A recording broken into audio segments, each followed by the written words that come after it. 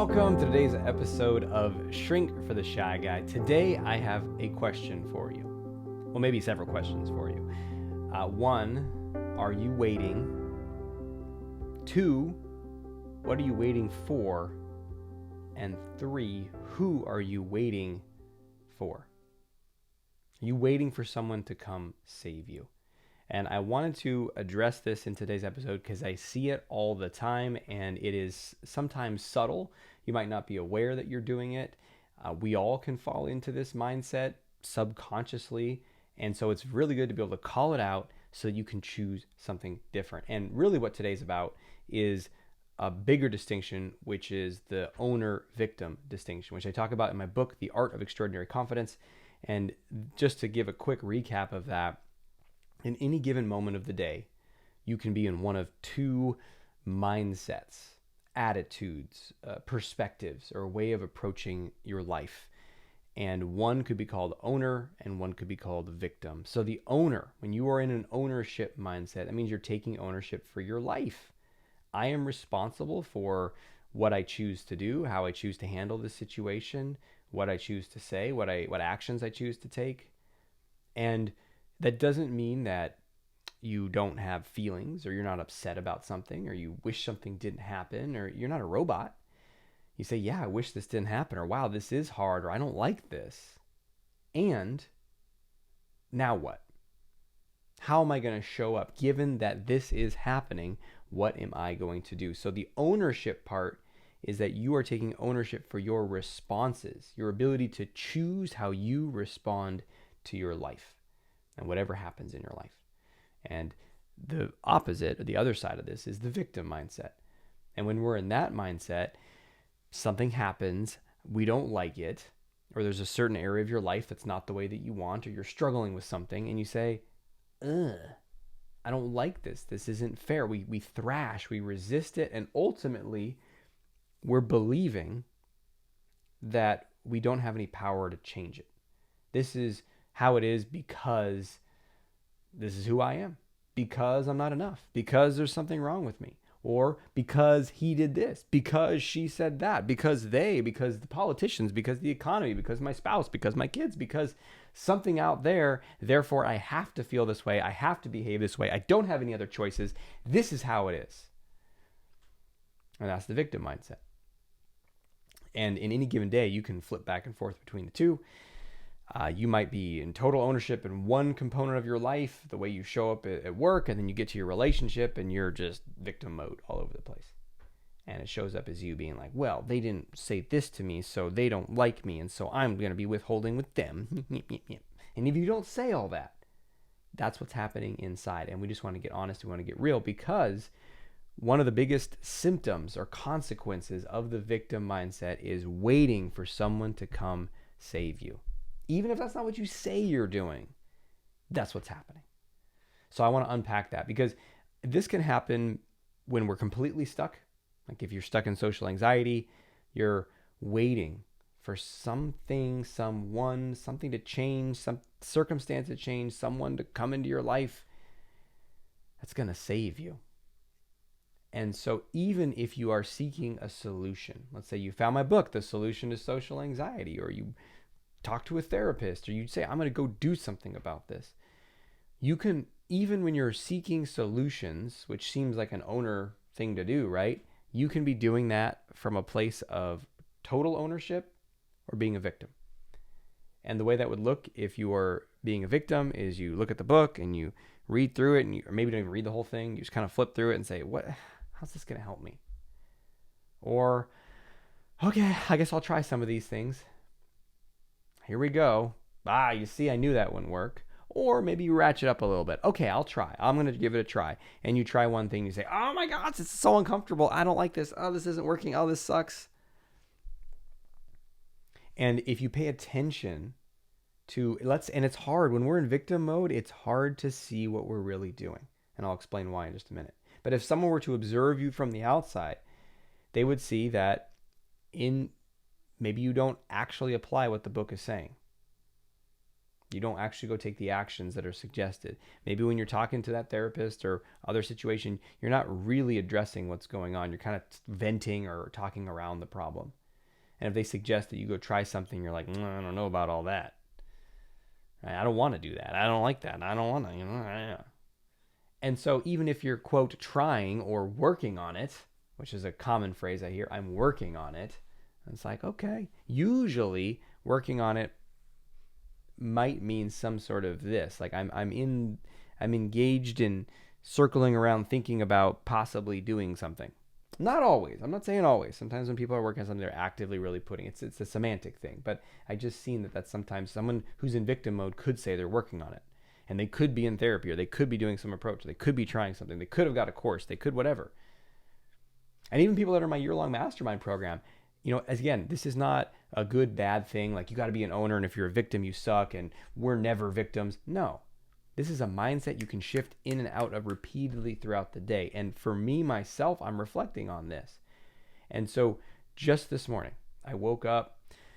My kids are under the weather. They have a sore throat. One of them wanted to get up early and kind of interrupt some of my morning routine. And my initial response was like, no,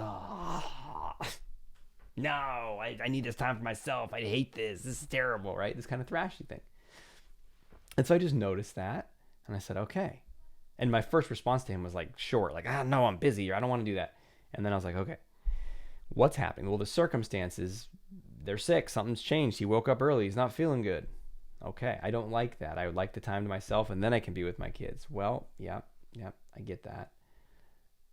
And what am I going to choose to do? How am I going to choose to show up here? And that doesn't mean that I have no feelings or I'm all happy all the time. It just means I get to choose. I am the captain of my ship. And he wanted me to make him breakfast early before I did the stuff. So I was like, okay, I'll make you some breakfast, and then I'm going to go do some stretching and lifting in the gym in my garage. Anyway, so I said, okay, I'll make you some food, and then I'll go do that. And I just practice being flexible. That's how I choose to how I want to be. And the reason I'm highlighting this is because it's moment to moment to moment. And one of the signals you want to look out for, it's like a warning light on your dashboard, is when you're going into blame in your head. And blame can be specific, like they did this and I don't like this thing that they did. Blame can also be kind of a general dissatisfied, looking around like nothing's good and that's not good. You could be blaming people. You could be blaming just the environment, like, I don't like this is so messy here, and that sound is terrible. I don't like the smell. I don't like the people here. Or it could be blaming, like, why did this person? Oh, look at this thing I got to solve in this work problem. They're always making messes, and I'm cleaning. And if you don't pay attention to this, this can just be like a default way of moving through your day and your life. And you're sort of being affronted by all these incompetent people, or all these problems, or all these inconveniences that shouldn't be there. And that is the essence. That's the core of the victim mindset, is it shouldn't be this way. I don't know if you ever saw this movie. It was called Clerks. It was one of, what's his name? Kevin Smith. He made some more famous ones after that. But he's, Jay and Silent Bob were some of his creations and his characters. But anyway, in the movie Clerks, there's a guy who works at a convenience store, or a little market, I would say. And he's the cashier at the store, the clerk. And he got called in, I think, on a Saturday or a Sunday. It was some weekend day, and he wasn't supposed to work, but the other person needed it, and they called him in, and he went into work. And he said yes, which is already an interesting choice, right? Is he a victim or is he an owner? Could he say no? I don't know. But anyway, he's there, and maybe like 10 times throughout the movie, he says, like, I shouldn't even be here today. Anytime there was a challenge, there's a problem. Of course, the day was full of problems. That's kind of the humor of the comedy. But every time he confronts a big problem, he's like, I shouldn't even be here today. And that is the essence, the distillation of the victim mindset. I shouldn't even be here. This shouldn't even be happening to me right now. And that could be with something small, like there's an issue, your kid's sick, or you got some problem at work, or something, your internet breaks down on a certain day. I got this presentation. This shouldn't even be happening right now. But it could also be huge things in your life. Like my mom shouldn't have been this way. My dad shouldn't have been this way. My brother shouldn't be that way. And I'm not saying that whatever your mom or your dad or your brother or any other longer thing in your life, maybe that person is toxic. Maybe they do mean things to you. I don't know. But they shouldn't be this way is a clear indication that you are in victim territory. Because you could say, I don't like the way this person is being with me right now. This doesn't feel respectful the way that they're treating me, or I want to be treated differently than this, or I don't know if I want to subject myself to this kind of behavior. That's a great insight to have. And then, okay, what am I going to do? How am I going to choose? And you can have feelings about it, like, ugh, I don't like that. You may feel disgust or anger or push away or repulsion or hurt or something. You can feel all that. This isn't about not feeling. This is about being aware as you are feeling and as you're deciding that I am the captain of my ship. I am the owner of my life, and I'm going to choose how I respond to this. Does that make sense? And so, okay, my dad is this way. My brother is this way. My sister is that way. What am I going to choose? Am I going to choose to spend less time with them? Am I going to choose to say something different when I'm with them? Am I going to choose to... And sometimes it's not even a choice of how you do with them. It's an internal choice. Am I going to choose to let go of some demand that I've been placing on this person for all these years? I mean, you get to choose. That's the key takeaway. Now, when we're not aware of that choice, we go into victim land, and then we're disempowered. As a victim, if you are the victim of circumstance and just this is how it is. If it's raining, I have to feel this way. If I get money, I have to feel that way. If I don't have money, I have to feel this way. And it's just whatever the circumstance is out there, because I had this upbringing, because this, then therefore that's it. If that's the setup, then you have no power. And when humans don't have power, they don't like that. And so they try to find other ways to get power. Even if they can't have real power, they'll look for pseudo power. So one is that sense of blame and righteousness that comes from being in the victim stance, right? Like, those people over there are so bad. Then who's good? Well, by default, me. Those people are so wrong. He's so wrong. Then by default, who's right? Me. Oh, this is all stacking up in my favor. Everything's turning up to Millhouse, right? So good. I'm right. Oh, we humans love being good and right. We're superior. We're smarter. We're more capable, more sensitive. I'm a better parent than them. I'm a better boss than them. I'm a better friend than them. Just by blaming them, you're automatically, even if you're not saying that to yourself, that's the effect on your sense of emotions and meeting your needs, of significance, of certainty. And another form of pseudopower we're going to get is the realm of fantasy. So if you're stuck in a situation, you think nothing's going to change and you don't have the power to change it, then your mind starts going to fantasy. It's like a little kid, right? It's the kid who their dad isn't there. Maybe their dad left when they were young. And they ache, they hurt, and it's a 5-year-old, and he sees other kids, and he sees their dad picking them up at school or at the, soccer game or whatever it is, and he looks around and he's like, and what does he do? Well, he just might, when he's alone, he's outside playing by himself, he imagines he's playing with his dad.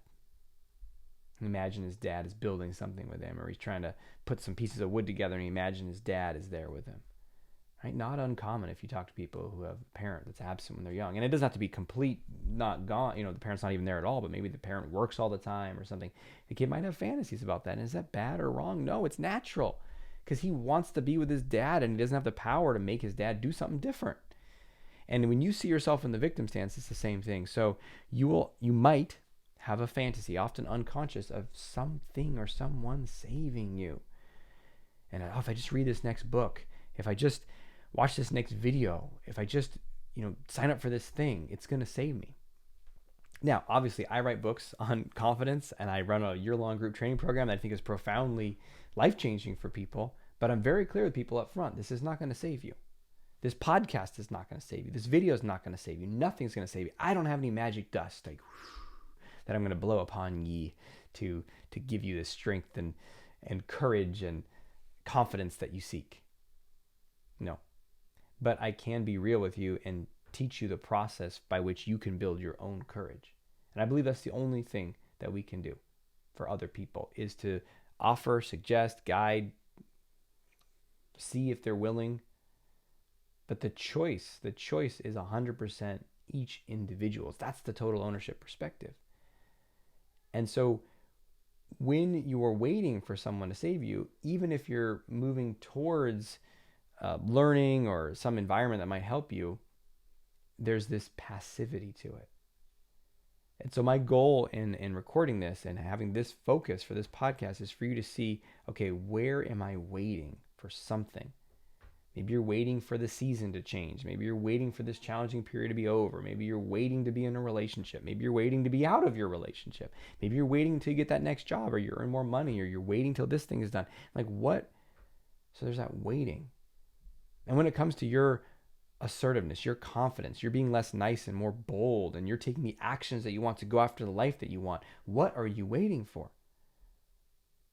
And often when I ask people this really clearly and we really look, not just, I don't want an answer like, oh, I'm going to tell you something. No, I want you to really, the purpose of this question is for you to look at your life, not to just come up with an answer, but to really examine that question, live that question, be in that question for a good 3 or 4 days. What am I really waiting for?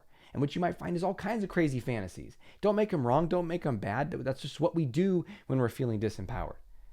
And the solution is not to criticize yourself or attack yourself. The solution is to reclaim your power. And it is as fast as a flick of the switch. Because, yeah, maybe it's going to take some time to make a significant change in your career, or relationships, or your assertiveness or something like that. That's effort over time. That's a process. But the moment of taking ownership happens in an instant. You say, wait a minute, I've been a victim here. Okay, that's it. I'm responsible. And that's a powerful phrase as an owner of your life. Just remind yourself, I'm responsible. I'm responsible for the outcomes of my life. I'm responsible for how I choose to respond to things. If this is a challenge, if I don't like this, what am I going to do here? And the doubt in your mind will attempt to keep you in the victim mindset. And it'll say, you can't change this. Look at how long it's been. Look at look at the things you've tried. Of course, maybe you tried a lot of them from a victim mindset, which case they're not going to work anyway. But that doesn't matter. The doubt will just use that as evidence and say, look, you can't change this. And just know that if you're willing to take total ownership, part of that is being the captain of your ship.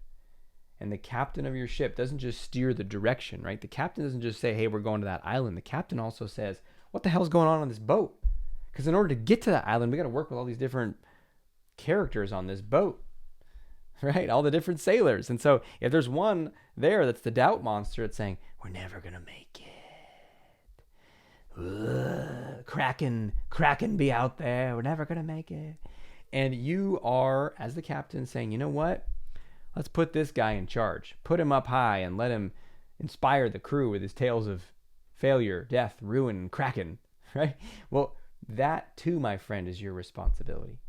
And I'm not saying that you should somehow smother that doubt and never have a doubtful thought again. No, what I'm saying is, how do you choose to respond to that voice of doubt? Just like you would choose to respond to an external event, how do you respond to the internal events? Your thoughts, your doubts, your feelings. Okay, I'm hurting right now. I'm angry right now. I woke up anxious right now and I don't even know why. Or I woke up with malaise and dissatisfaction and kind of a down feeling and I don't know why. Okay, that's okay. As the captain, what are you going to choose to do? How are you going to work with that part? How are you going to work with that feeling? What actions are you going to take? Is that going to stop you from doing what you wanted to do that day? You say, I don't feel good, so I'm going to just pull the covers up and not get out. I'm not going to exercise. I'm not going to go to work. I'm not going to be there for my family. I'm not going to meet up with my friend. Well, that's a choice. Or you can choose to say, you know what? If doubt's there, I move forward. If there's uncomfortable feelings, I'll give space and give some attention to be reflective, and I'm still going to do what I want to do based upon the values of the life that I want to create. That right there, those are the statements of an owner. And so, before we conclude this episode, let's take a moment to look at how you can put being the owner of your life into practice with this action step. Your action step is going to be fully honest with yourself and call yourself out in at least one place where you are playing more of a victim role in your life right now. It could be something big. Maybe it's in your dating life. Like, oh, I wish I could date, but it's so hard online and all the men are like this and all the women are like this and blah, blah, blah. You know, have some stories there. Maybe it's in your relationship, like, oh, my partner never does this and I want them to, right? So maybe it's something in your love life. Maybe it's at work. Maybe it's with your health. Oh, I can't get in shape because I got that thing on my toe and I can't do nothing. Right?